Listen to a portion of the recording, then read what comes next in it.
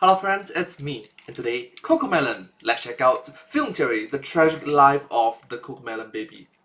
What? From the film series, together, let's go.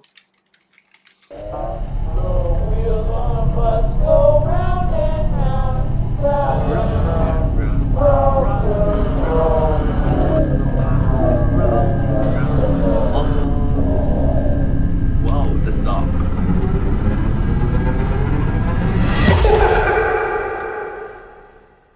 Film Theory. Hello Internet, welcome to Film Theory, the show Hello Internet, welcome to Film Theory. where the theories go round and round, all through the town. So as the parent of a child All through the town. born in a post-YouTube world, there has been no escape from Cocomelon. Even if their content isn't exactly to your taste, No, I don't like it. Ew. something involving this entertainment behemoth has likely crossed your feed before. Believe it or not, but this right here Help me, mommy, owie, is the third most subscribed channel on YouTube right now. And who knows, it T-Series Mr. Beast Cocomelon. might very well be primed to take the #1 spot someday. In fact, the meteoric rise of Cocomelon sparked a bit of a feud with PewDiePie back in the day, when they were about to surpass him in subscribers. He actually made a diss track about Cocomelon when they were in a neck-and-neck race for subscribers, which then got removed from YouTube for cyberbullying and child safety. It's really funny, I'm not gonna lie. That said, if somehow you've managed to dodge this series, please tell me how. Please get it to leave me. It's too late for you, you're dead! I agree with you. My friend, he is an uncle, and his nephew, his niece, nephew, either ways, his nephew or niece, being an uncle, he have to replay this Cocomelon for hours every single day for his nephew, niece. You get the point. Me alone. Anyway, Cocomelon is a show, network, collection of nursery songs. Basically, it's like the infant version of MTV right here on YouTube.com, where the cast of animated characters sing nursery rhymes to children and promote good habits like eating vegetables and saying please and thank you. Time to wear your shoes. Yes, I want to wear my shoes. Riveting, he said, obviously not riveted. Believe it or not, but Cocomelon's actually been around in one form or another since 2006, when a filmmaker named Jay Gian and his wife, a cartoonist, started making simple animated videos to educate their kids, teaching them stuff like their ABCs. They uploaded these videos onto their YouTube channel, which eventually evolved into ABC Kid TV, and they started focusing on 3D animations. The channel began shifting more towards nursery rhymes, and eventually new characters were introduced, like the creatively named Mommy and Daddy, along with their children Tom Tom, Yo-Yo, and JJ. The channel And case in point, this sort of videos are what young parents would, young adults, young parents, young mothers and young fathers, they will do. You just loop it on the videos, and personally I think that is very damaging. It's very bad. Reason being, there's more to life than that. There's more to life than watching YouTube videos for hours and hours and hours. For your kid, it's bad. Very bad. Maybe 1 episode per day, 2 episodes per day, and you have to stop. If they throw a tantrum, you have to teach them. Be nice to them. Alright. You know what? You have watched 2 videos together today. We're going to eat together. Let's buddy hop to the kitchen to eat something. Shall we? Make some delicious food. Are you hungry? Something like that to distract them from this. Too much of Cocomelon is bad. Too much is bad. channel would eventually change its name to Cocomelon, complete with all the videos that we know and tolerate to this very day. Now, we here at Team Theorist Baby shark do do do do do. are no strangers to the fact that these shows made for children can be strange. And if you look at them through the lens of facts and logic, you start to notice things that don't quite add up. So when I started seeing some theories floating around online that JJ, the youngest of the Cocomelon crew, was adopted, I got really excited. I mean, we've already proven that another YouTube nursery rhyme sensation, Baby Shark, was adopted, so could the same thing be happening here? Well, hold on tight, friends, because today, it's Morty time. Leave your theories in the comments below. I'll pick my favorites in the next episode of Morty. MadPat occasionally reviews with Theory CEO Morty. But before we do that, let's take Cocomelon's advice and Save and save our coins for a rainy day. Because when those rainy days come, you're gonna want to buy our brand new winter line of theory wear, the Northern Lights collection. First of all, you guys have to check out our new cozy hibernation sweater. This thing has a chunky knit design. It's heavyweight and has an oversized cozy fit. Basically, it's perfect for keeping warm while you're out and about, or looking suave and classy while hanging out with the family and friends. Actually wore one of these sweaters in a meeting recently, and Film Theory creative director Lee complimented me on it. He didn't even realize that it was something that we designed. And you know what? That is the mark of a really good piece of clothing. But of course, the sweater is only gonna be doing you so much good if your hands are freezing cold, which is why we also developed the Polar Embrace gloves. These things are perfect for any time you want to go out this winter. Plan to go skiing or hiking at all? These babies are waterproof and insulated, keeping your fingers toasty no matter what outdoor activities you want to get up to. And that includes watching your favorite movies, theories, and yes, even nursery rhyme YouTube videos on your phone, since the Polar Embrace gloves also have themselves a touchscreen finger. No need to take off your gloves every time you want to change songs or find something new to watch. Finally, if you want to complete the look, we also have ourselves the Northern Ember beanie to add a nice splash of color up top. Never been much of a hat guy since they tend to cover up that hair swoosh I've tried to curate over the years, but this beanie will absolutely keep your ears warm if you have to get up early to commute to school or work. Listen, I think you guys can tell at this point that theory wear, it ain't just merch anymore. It is genuine pieces of fashionable clothing that can actually be useful to you in your everyday life. Pieces that'll last years in your wardrobe. You know what? You're gonna look darn good while you're wearing them too. Please, if you're interested, go check out our Northern Lights collection over at theorywear.com and stay warm this winter season. But enough shilling for one day, let's get back to that Morty. So the earliest version of this fan theory that I could find comes from, believe it or not, the Cocomelon fandom wiki, with this page being created on December 10th, 2020. And what's the evidence that they present here that JJ's adopted? 1, his hair is blonde, while the rest of the family's hair is a much darker brown or red. 2, there is no number 2. Wait, really? That's it? That is the only real piece of evidence that they're hanging this fan theory on. I gotta be real with... It's like, here's my list. Number 1. And that's it.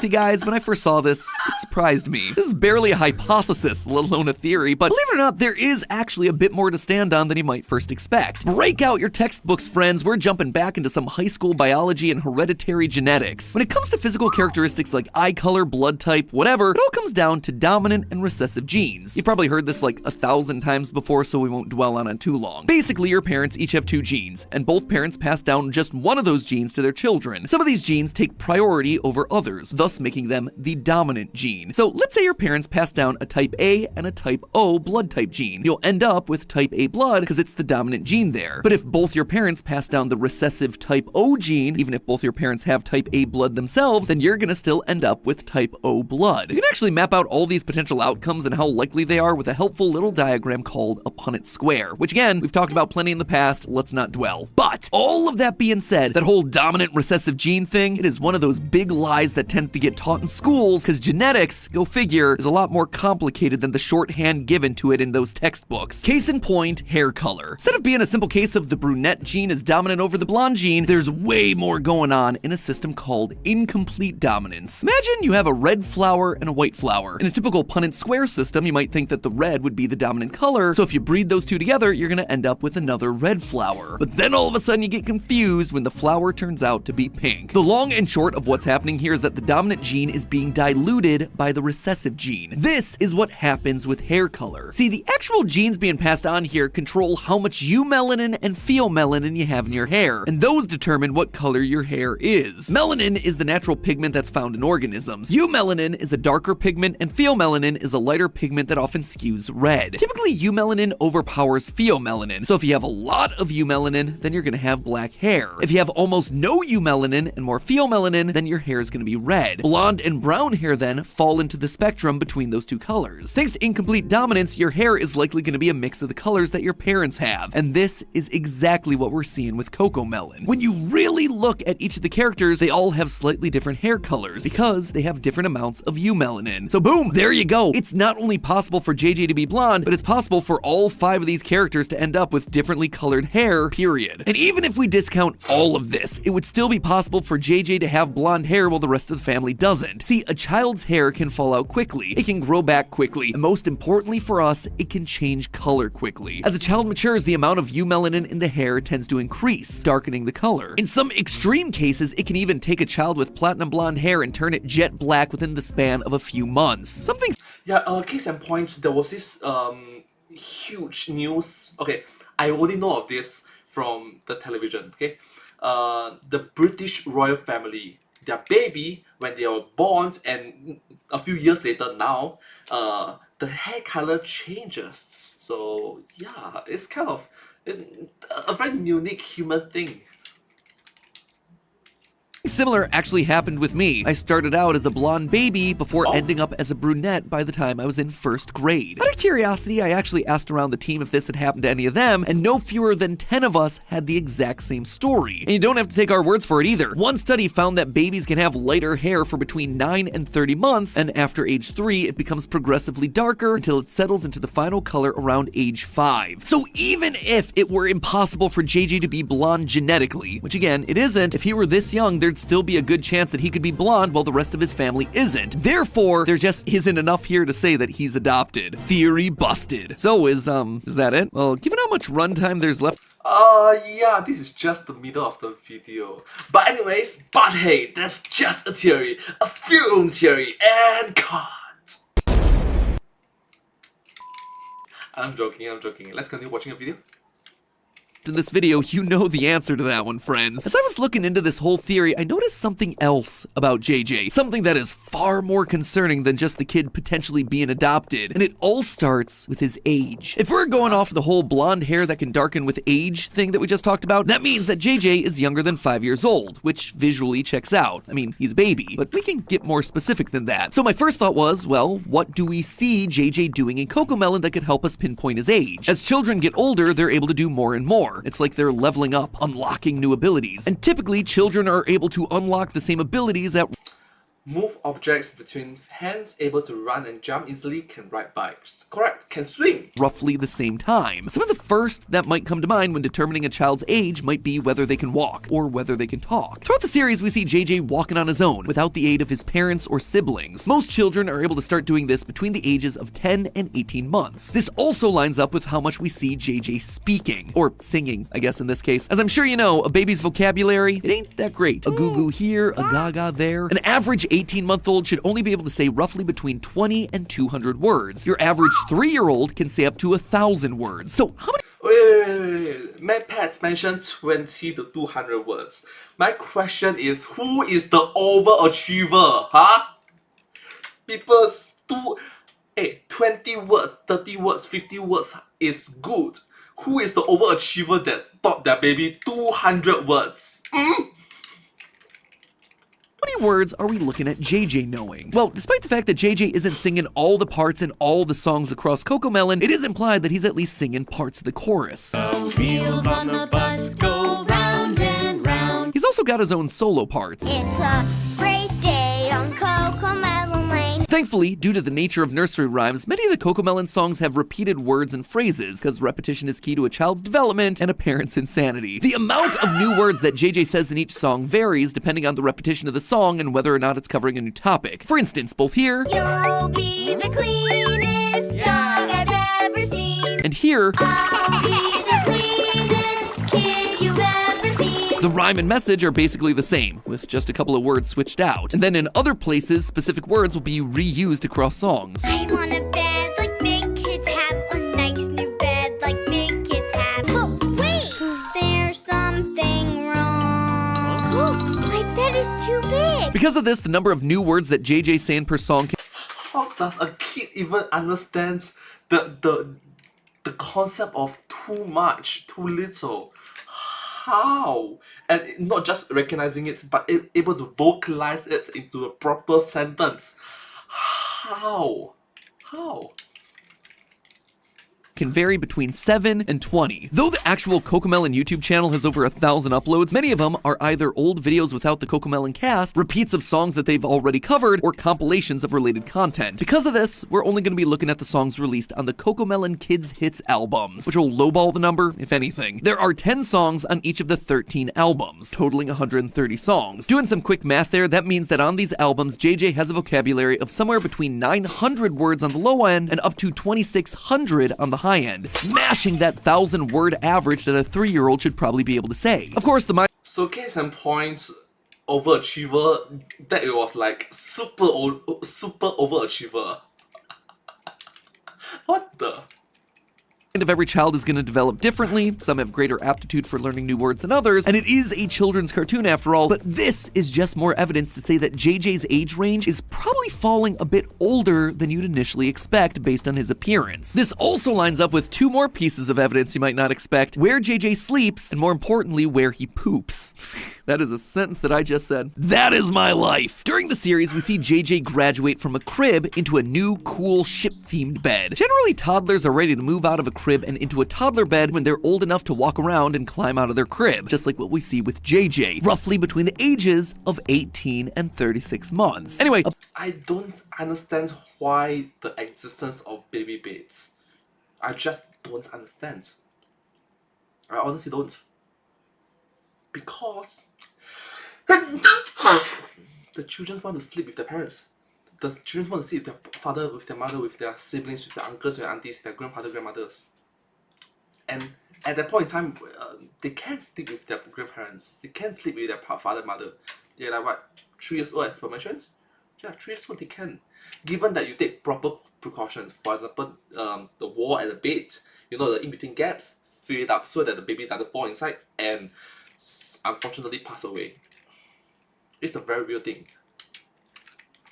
a baby will typically show signs that they're ready for potty training at roughly 18 months, but some studies show that only 40 to 60% of children are fully trained by the age of 3. Both are ages that fit with all our other evidence: the toddler bed, the blonde hair, the ability to walk, and how much he sings. But the thing that really cinched JJ's age for me, believe it or not, shadow puppets. In the shadow puppet song, the power goes out, leaving the Cocomelon house in darkness, and then Daddy decides to entertain the family by making shadow puppets. Solid dad move. That right there is Dad Pat approved. By the end of the whole thing, everyone's joined in, making shadow puppet snails and rabbits and all that good stuff. But the really interesting thing here, JJ joins in, making a shadow puppet dog. And here's why that's important. Being able to make a shadow puppet like this takes a lot of dexterity, moving each finger independently and then understanding how objects can move in a three-dimensional space. And though children can get a basic grasp of spatial reasoning by 18 months, to be able to do this sort of precise, dexterous movement with their hands and fingers, these are fine motor skills that a child masters no earlier than the age of 3. For Dexterity. Matt Penn makes a very good point. Dexterity on your hand movements. JJ to be able to do all this in the Shadow Puppets video, to understand how they work and to make one for himself, he has got to be at least 3 years old. But this then raises another question, loyal theorists. Does JJ look 3 years old to you? I don't know about you, but his visual design skews much younger to me. And one thing that really stands out here is JJ's teeth, or lack thereof. Though each child is obviously going to be different, a kid's baby teeth will start coming in as early as 5 months with the bottom central incisors, those bottom front teeth. But then the rest of the teeth can pop into the mouth between 6 and 18 months, sometimes even as late as 3 years old. Already though, given what we found about JJ's age and the fact that he has to be at least 3, he should have most, if not all, of his teeth. That right there, that's suspicious. But you know what's even That's quite sus. Very sus. more suspicious? The only teeth he has are his top front teeth, which should be coming in after his bottom front teeth. Now, it's not impossible, but it's definitely very odd, and it tells me that something here isn't quite right. After doing a bit of research, if you see a kid who's JJ's age without a majority of their teeth, while it is possible they might just not have come in yet, there is another possibility, a darker possibility, that they have come in and have since fallen out before they were supposed to. That might seem like an extreme conclusion to jump to, but this actually isn't something all that impossible or uncommon in children. In fact, it's a well-known disorder known as hypophosphatasia, or just Hypophosphatasia. HPP for short, and it's not something that I would wish on anyone. HPP is a metabolic disease that disrupts the development of bones, and sadly, it can affect roughly 1 in 100,000 newborns. Basically, it disrupts a process called mineralization, where minerals like calcium and phosphorus are deposited into bones and teeth. Without this crucial step, bones just won't develop properly, causing them to become weak and stunting the child's growth. It can also cause your teeth to break or fall out prematurely, exactly what we might be seeing here with JJ. The lost teeth, it's not the only sign that we can point to regarding this diagnosis. Just consider how short JJ is. In the video, JJ Wants a New Bed, we see several shots of JJ in a typical crib, and using them, we can see that he's the height of roughly 8 of these bars. According to the Consumer Product Safety Commission, the distance between slats on a crib should be no bigger than 2.4 inches or 6 centimeters, meaning that JJ right here is just 18.9 inches tall, 48 centimeters. That right there, that is not big. It is smaller than how tall a newborn newborn baby boy should be immediately after their birth. Some other symptoms of HPP in infants can include restricted movement and altered gait and skeletal deformities, all of which we see in JJ's enlarged head and awkwardly stiff animation from JJ throughout the series. HPP is a Maybe Matt, you're just thinking too much about it. This is just animation design, so yeah, let's think positively, shall we? serious disease, which can cause a lot of recurring fractures in places like your feet or your thigh bones. It can also lead to chronic inflammation and joint pain later in life. In the worst of cases, it can even be fatal. It's also an inherited disease, so just like the hair and eye color, JJ would have gotten the genes necessary for his diseases from his parents. This is the true dark secret of Cocomelon. Underneath this happy family facade of nursery rhymes and children's entertainment isn't adoption, it's disease. Thankfully, this isn't one of those stories that has to have an unhappy ending. Though HPP is a rare disorder, it's not impossible to live with, and there have been plenty of advancements in treatment made in just the last decade alone. In 2015, for instance, the FDA approved an enzyme replacement that would help patients with HPP increase their bone mineralization, literally helping them breathe easier. The fact that we here on Film Theory have caught this so early with JJ means that the Cocomelon family now has the opportunity to get him the treatment that he needs, a treatment that'll allow him to live a positive, healthy life, while also opening the door for more education about diseases like this to children. But If they you must can understand possibly that fit it you in recognize that this sort of things is very rare. So I'm glad that the illness, the sickness, and yeah, that's their songs about baby sharks and potty training. But hey, that's just a cinema hypothesis, film theory. a film theory. And hey, if you wanted to learn why Baby Shark is in fact adopted, we got that video right here on the left. Spoiler alert, you're gonna learn a whole heck of a lot about shark anatomy. Or if you're in the mood for another dark theory about children's IP, check out our theory about how the Paw Patrol members are all dead. That video's on the right. Hit the subscribe button if you haven't already, and I will see you all next week. Well, thank you so much for watching this video. That's dark. That's very dark. But hey, that's just theory. A film theory and cut. And I hope to see you all in the next video. Thank you so much. Subscribe.